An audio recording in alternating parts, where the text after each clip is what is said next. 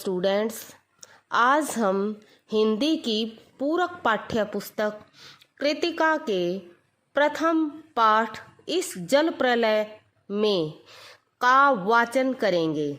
ऋण जल धन जल नाम से रेणु ने सूखा और बाढ़ पर कुछ अत्यंत मर्मस्पर्शी रिपोर्टाज लिखे हैं, जिसका एक सुंदर उदाहरण है इस जल प्रलय में।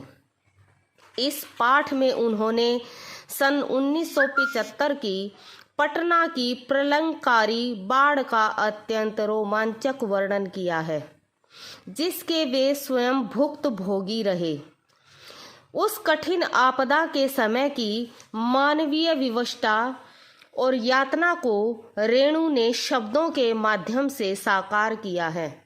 उन्होंने ऋण जल धन जल पुस्तक में कुत्ते की आवाज शीर्षक से पटना की बाढ़ का जो वर्णन किया है, उसका अन्यत्र कोई जवाब नहीं। इस जल प्रलय में शीर्षक पाठ में लेखक ने बाढ़ का वर्णन किया है। लेखक बिहार की राजधानी पटना में रहता है। उसका गांव ऐसे क्षेत्र में है जहां हर वर्ष पश्चिम, पूर्व और दक्षिण की कोसी, पनार, महानंदा और गंगा की बाढ़ से पीड़ित लोग शरण लेते हैं। परती अर्थात बंजर भूमि पर गाय, भैंस, बैल तथा बकरों के झुंड को देखकर लोग सहज ही बाढ़ की भयंकरता का अनुमान लगा लेते हैं। लेखक को तैरना नहीं आता, वह बाढ़ पर कई लेख लिख चुका है। लेखक ने विभिन्न वर्षों में आई बाढ़ों का वर्णन करते हुए बताया है कि सन 1967 में भयंकर बाढ़ आई थी। तब उसका पानी राजेंद्र नगर, कंकड़बाग तथा अन्य निचले हिस्सों में भर गया था। तब लोगों ने आवश्यक सामग्री एकत्रित कर ली थी तथा बाढ़ की प्रतीक्षा करने लगे थे।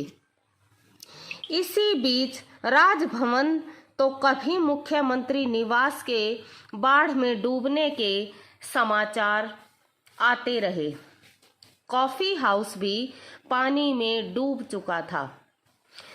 लेखक अपने एक मित्र के साथ रिक्शा में बैठकर बाढ़ पीड़ित क्षेत्रों को देखने के लिए निकलता है। उस समय दूसरे लोग भी बाढ़ का पानी देखकर लौट रहे थे। सभी लोगों में यह जानने की जिज्ञासा थी कि पानी कहाँ तक आ गया है और कहाँ तक आने की संभावना है। लेखक भी पहले लौटने का विचार कर रहा था, किंतु तभी उसने कुछ और आगे जाने का मन बना लिया। वह रिक्शा में बैठकर गांधी मैदान की ओर चल दिया। गांधी मैदान की रेलिंग के सहारे खड़े हजारों लोग बाढ़ के पानी को देख रहे थे। शाम हो चुकी थी। बहुत से लोग पान की दुकान के सामने खड़े होकर समाचार सुन रहे थे कि पानी स्टूडियो तक आ चुका था। समाचार दिल दहलाने वाला था। कुछ लोग कुछ ज्यादा परेशान नहीं थे, अन्य दिनों की भांति हंस खेल रहे थे। उस पान वाले की बिक्री अवश्य बढ़ गई थी। कोई भी व्यक्ति बाढ़ से भयभीत नजर नहीं आ रहा था। हमारे ही चेहरे दुखी नजर आ रहे थे। कुछ लोग कह रहे थे कि एक बार पटना की पूरी तरह डूब जाए तो सारे पाप धुल जाएंगे।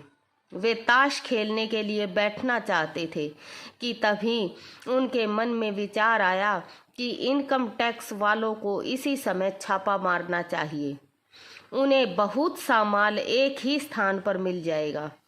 लेखक अपने मकान पर पहुंचा ही था कि उसी समय लाउड स्पीकर से घोषणा करने वाली गाड़ी उनके मोहल्ले में पहुंची। वह घोषणा कर रही थी कि भाइयों, ऐसी संभावना है कि बाढ़ का पानी रात के 12 बजे तक लोहानीपुर, कंकड़बाग और राजेंद्र नगर में घुस सकता है, अतः आप लोग सावधान रहें। लेखक घर में गैस की स्थिति का पता लगाता है। फिर वह सोने की कोशिश करता है, पर नींद कहाँ आती है।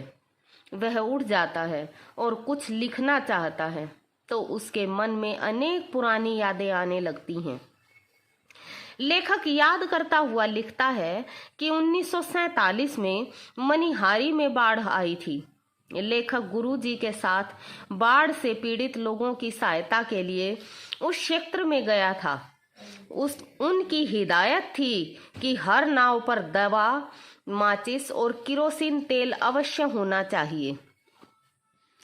इसी प्रकार सन 1949 में लेखक महानंदा की बाढ़ से घिरे वापसी थाना के एक गांव में लोगों की सहायता के लिए पहुंचा। वे नाव पर चढ़ाकर बीमारों को कैंप तक ले जाना चाहते थे कि एक बीमार के साथ उसका कुत्ता भी चढ़ गया, तो दूसरे लोगों द्वारा ऐतराज करने पर वह व्यक्ति कुत्ते समेत नाव से नीचे कूद गया। लेखक सहायता के लिए कुछ और आगे गया तो पता चला कि वहां लोग कई दिनों से मछली और चूहों को झुलसा कर खा रहे हैं। जब ये लोग एक टोली के पास पहुंचे तो पता चला कि ऊंची सी जगह पर मंच बनाकर बलवाही लोग नाटक कर रहे हैं। लाल साड़ी पहने काला कलूटा नटुआ दुल्हन के हाव भाव दिखला रहा था। वहां बैठे लोगों के चेहरों पर जरा भी बाढ़ का भय नहीं था।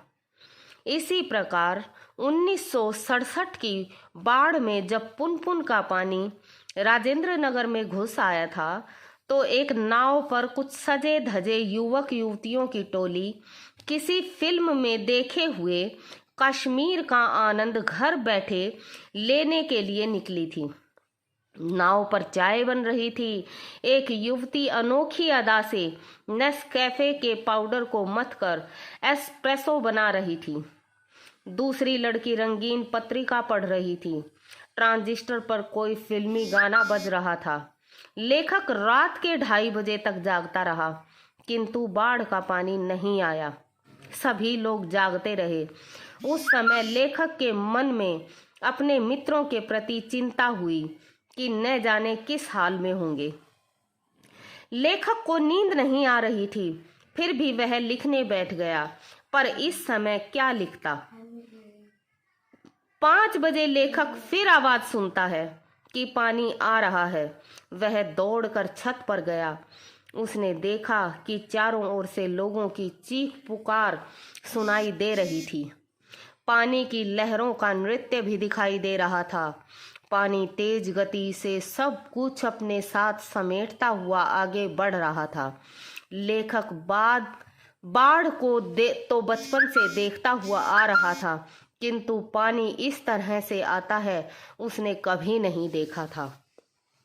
तो यह था लेखक द्वारा आंखों देखी बाढ़ का वर्णन।